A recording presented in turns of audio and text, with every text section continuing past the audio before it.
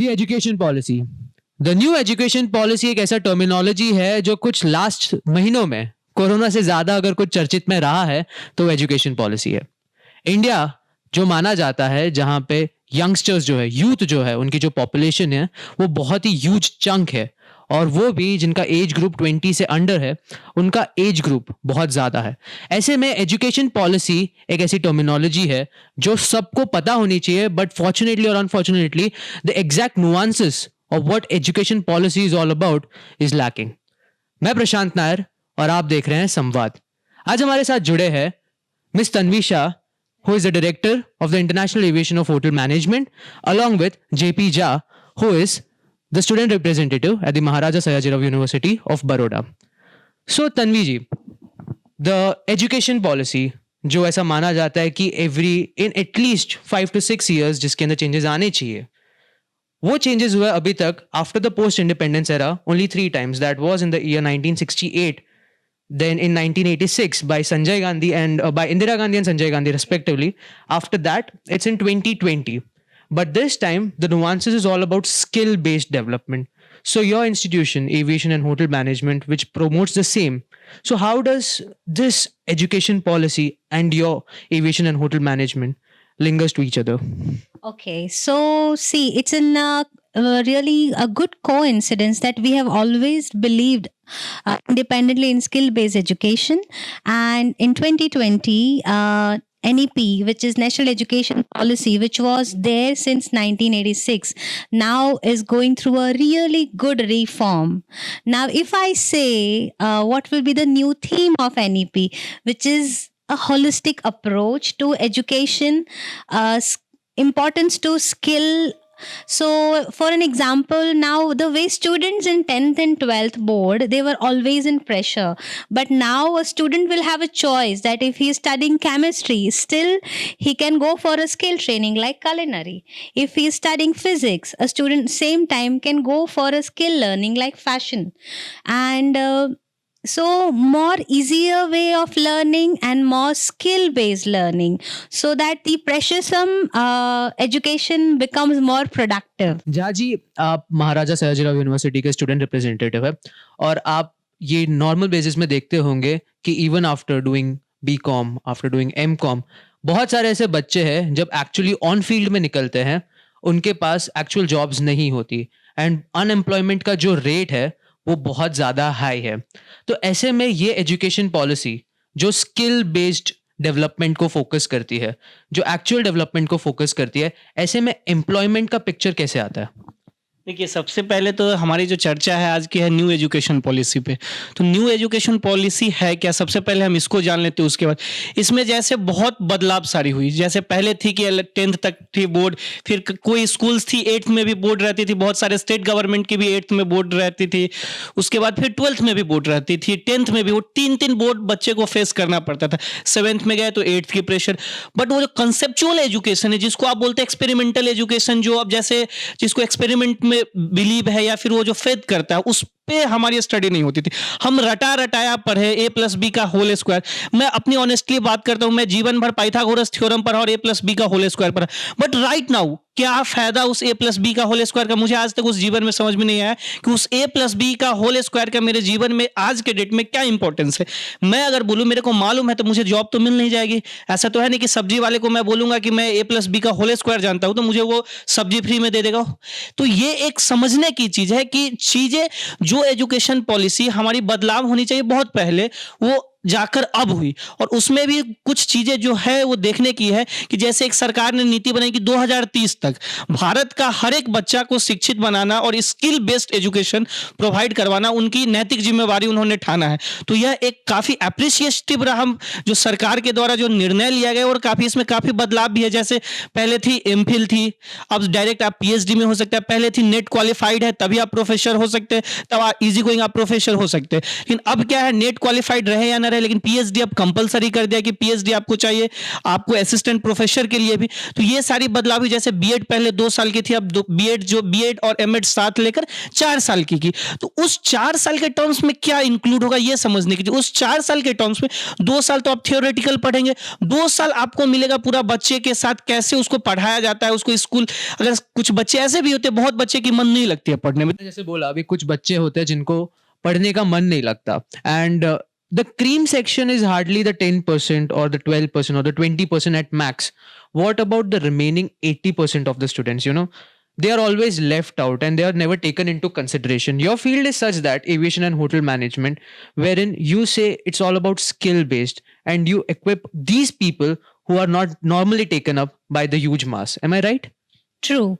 So we always have identified a successful student or a future success has always been identified by the percentage of, let's say, 90% in the 10th means, someone is going to be successful. But new education policy will not have a regular, so see, that's the key highlight. So the what do you say, the results will not have only the percentage, will also identify and assess the skills also. So more holistic and skill based approach, so a little easier and more productive. This is what I mean to say. And of course, see, if you compare China with India, we both are these countries which has the highest young population. But why China is ahead? Even though we have crores of graduates, but they are jobless. Only the gap between that is the degree holders don't have skills. Though even they have completed their education under tremendous pressure by studying hard. And as he mentioned, ke ratta maar ke degree le liya hai. But if you compare Chinese young population, they are more skilled. So we have now Mr. Narendra Modi's vision is the same. More skill than just the degrees. जैसे तन्वी जी ने कहा कि China कहीं हमसे एक step आगे है, तो उसका रीजन ये है because of the education policy. जैसे मैंने पहले बताया था कि लास्ट जो एजुकेशन पॉलिसी में रिफॉर्म आया था दैट वाज इन 1986. उसके बाद 1992 पीवी नरसिम्हा राव गवर्नमेंट ने सेकेंड टाइम जो चेंज हुआ था उसमें थोड़े अप्स एंड डाउन्स किए थे. Now it's like more than 30 odd years कि उसमें कोई चेंजेस आया था. Do you feel Jha ji कि ये 30 ईयर्स का जो गैप आ गया has made a huge difference? बिल्कुल, इसमें कोई शक की तो बात ही नहीं है कि इसमें डिफरेंसेस नहीं है आई, क्योंकि समय के साथ बदलाव जरूरी है. जब आप एक सिंपली एग्जांपल लेते हैं ना, जब हम घर पे भी रहते हैं तो कभी जब हमारे दादाजी के घर रहते हैं फिर उसका ग्रैंडसन होता है तो वो अपना बदल देते हैं अपने अनुसार उसको चीज. तो हमारी एजुकेशन पॉलिसी बहुत, अभी जैसे आपने बताया कि चाइना और इंडिया की जो यंग पॉपुलेशन है, बट चाइना इतना डेवलप्ड है, हम अभी उस दौर में नहीं पहुंचे, डेवलपिंग कंट्री. तो उसके लिए सबसे पहले ये समझना होगा कि जैसे हमारी स्कूल्स हो, कॉलेज हो, बेसिक्स, जैसे गवर्नमेंट जैसे स्कूल्स हुई, तो गवर्नमेंट स्कूल्स में एक अगर गवर्नमेंट एम्प्लॉयमेंट का बच्चा नहीं पढ़ सकता, लेकिन गवर्नमेंट टीचर जो होगा जो इस स्कूल में पढ़ाएगा वह अपने बच्चे को प्राइवेट स्कूल प्रीफर करता है. वाई? गवर्नमेंट इतनी फैसिलिटीज देती है. जैसे आप नॉर्थ इंडिया में जाते हैं तो एजुकेशन के ऊपर सरकार का लगभग 60% बजट जाता है कि उसको बच्चे को कपड़ा देना है, उसकी खाना देना है, इस पैसे देना है, लेकिन फिर भी बच्चे आ नहीं रहे और बेहतर शिक्षा मिल नहीं रही है. तो इसके पीछे कहीं ना कहीं गार्जियन को भी सोचना होगा कि आखिर बच्चे इसमें बेहतर क्यों नहीं, इतनी सुविधा देने के बावजूद बेहतर, और सुविधा मिल भी रही तो उसका दुरुपयोग भी हो रही है. कुछ टीचर्स भी दुरुपयोग करते हैं. ऐसा नहीं है कि सारी गलतियां हम बच्चे पे ही थोप सकते हैं, और कुछ बच्चे का भी वे अलग है कि उसे किसी को स्पोर्ट्स में ज्यादा इच्छा है, किसी को ड्राइंग में, किसी को पेंटिंग में, किसी को क्राफ्टिंग में. तो वो हमें समझना होगा कि वे ऑफ इंटरेस्ट किसी भी स्टूडेंट का किस में है, और उसमें अगर हम वर्क करते हैं then they will get success one day. I'll tell you one fact. So under Skill India Mission, NSDC, National Skill Development Corporation, which is again an entity of Government of India, has identified 1600 skills. So there is no pressure after 10th and 12th that student has to go for a degree course. A student can go for one skill based course and can go for a job. So let's say before it was like that you have to complete 3 years of degree, but now if the student is entering for, let's say, a degree program, but if he completes first year and if he wants to exit, he will be awarded diploma. 2 years he will be awarded a diploma, and 3 years degree, and 4th year will be specialization. So no master's pressure. And again, individually apart from degree, they can go for this 6 months course under NSDC, and 1600 skills are identified. So much of variety, and each skill has a connected job. Okay, each skill gets its polished kind of a job, correct? Yes. If you want to go fashion and then manufacturing industry, you can become a mobile technician. You can book so in 1600 skills. So more easier way, this student by 10th standard, 12th standard can identify the skill. Doesn't need to go for a degree program. Identify your skill, get a job.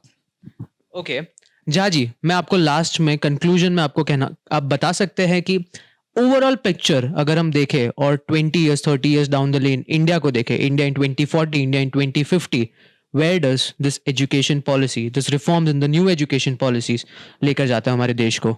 जैसे सरकार दृढ़ संकल्पित है, new education policy के लेकर सरकार पूरी दृढ़ संकल्पित है कि 2030 तक उसको स्किल्ड बच्चे, भारत का हर एक बच्चा स्किल्ड होगा। तो मेरा मानना है 100% की अगर सरकार एश्योरिटी लेती है तो कम से कम सरकार की अगर पॉजिटिविटी से वर्क करे तो 95%, and the vision of Narendra Modi was great, 95% जो है ना स्किल्ड बच्चा आएगा।